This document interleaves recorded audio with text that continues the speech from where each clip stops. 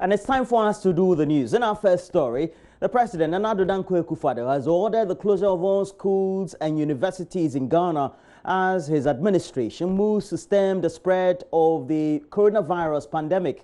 In a televised address late Sunday, the President ordered the closure of all educational institutions with effect from today, the Monday of March 16, 2020.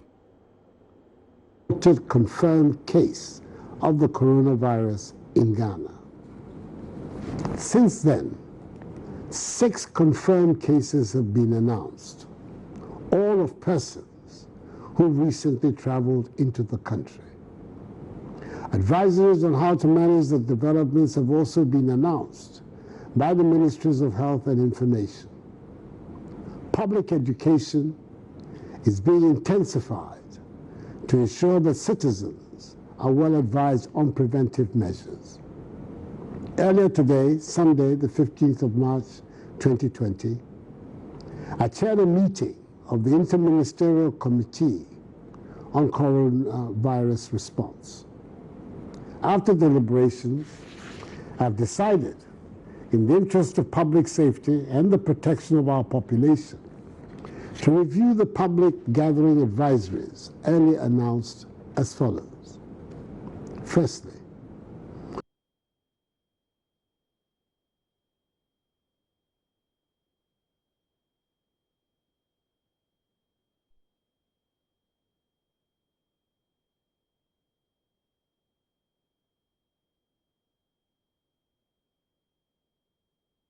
earlier, the Director of Public Health at the Ghana Health Service, Dr. Bedusa Kodie, confirmed 4 more cases of the deadly coronavirus in Ghana, bringing the total number of confirmed cases to 6.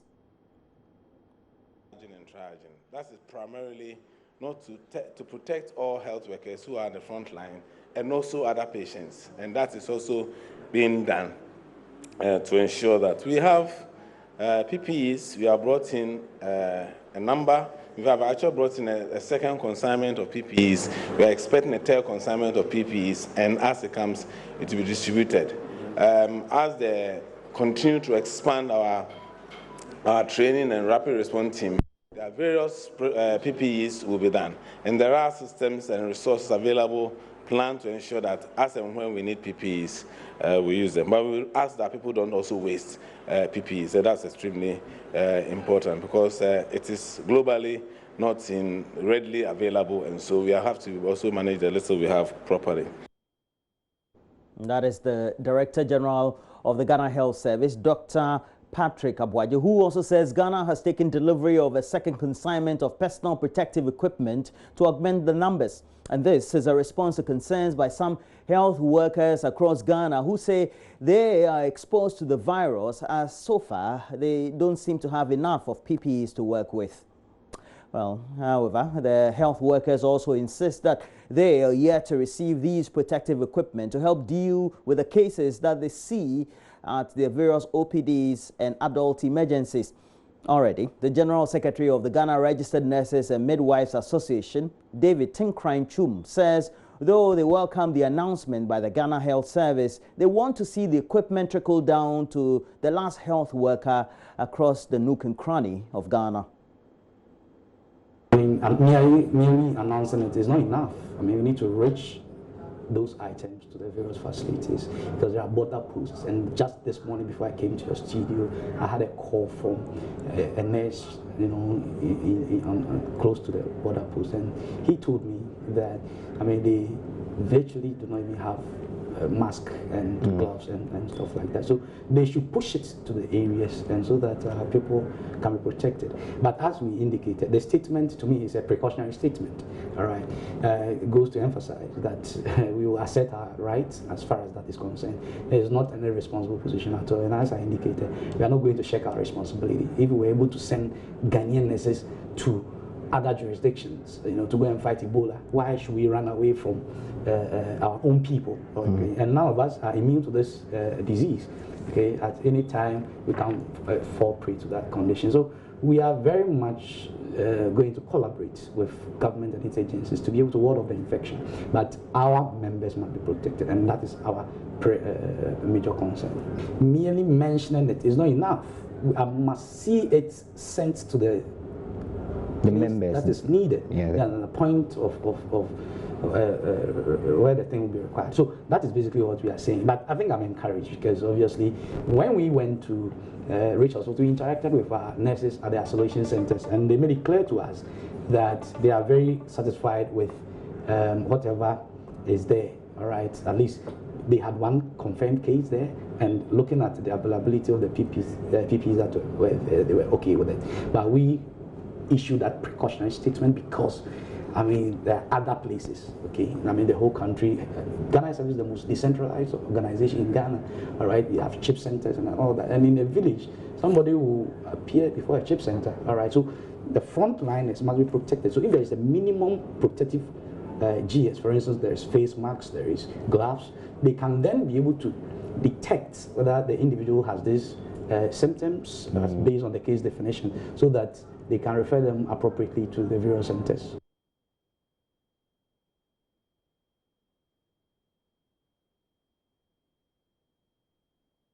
While the National Chief Imam, Sheikh Usman Nuhu Sharubutu, has prayed for Allah's protection against the widespread of the COVID-19 disease in Ghana. The Islamic cleric prayed that the existence of the virus does not get to the epidemic stage, as Ghana has already recorded 6 cases of the coronavirus in the last few days. Sheikh Nuhu Sharubutu made the prayer when he signed a book of condolence for the late Paramount Chief Togbiga Gabusu in Hokwe in the Volta region. The Chief Imam, who was led by the Energy Minister, John Peter Amewu, to commiserate with the Gbi traditional area, eulogized the late Togbiga Gabusu.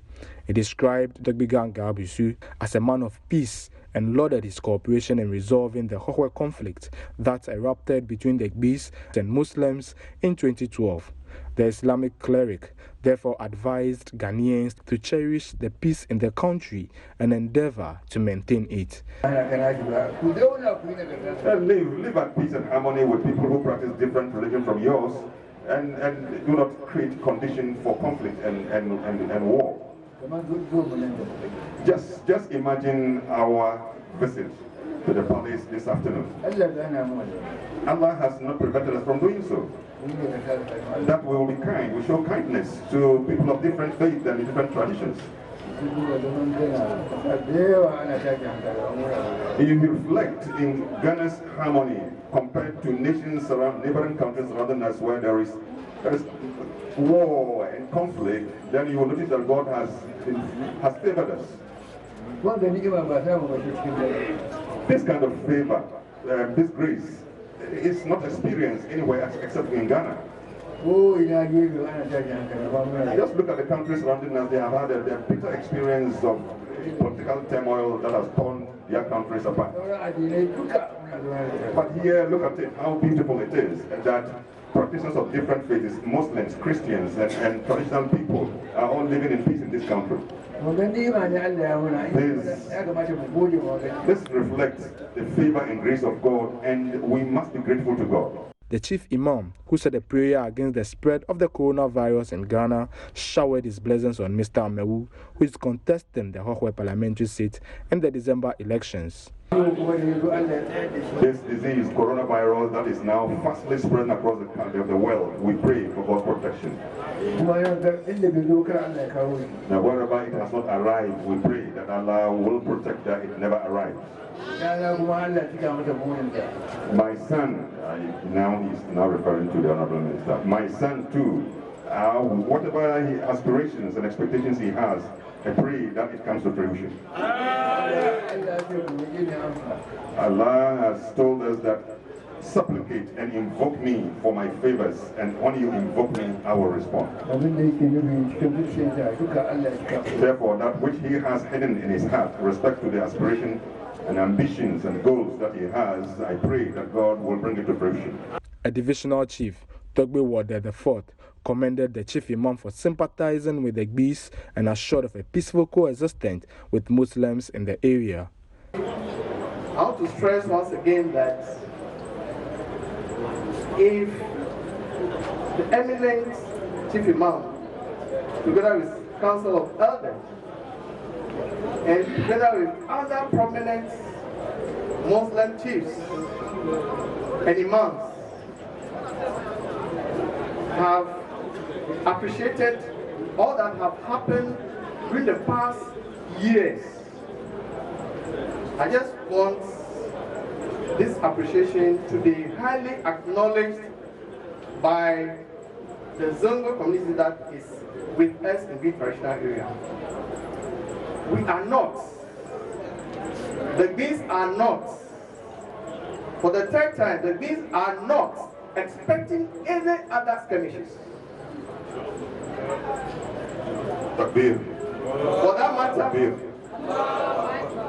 For that matter, we have lived in peace with your sons and daughters since that incident. And I want them to appreciate that and express it in their thoughts, their behavior, and their relationship with us. It's so heavy to be reminded of that incident that once we are forgiven, we have forgotten about it. Fred Kwame Asari, Joy News, Hohwe.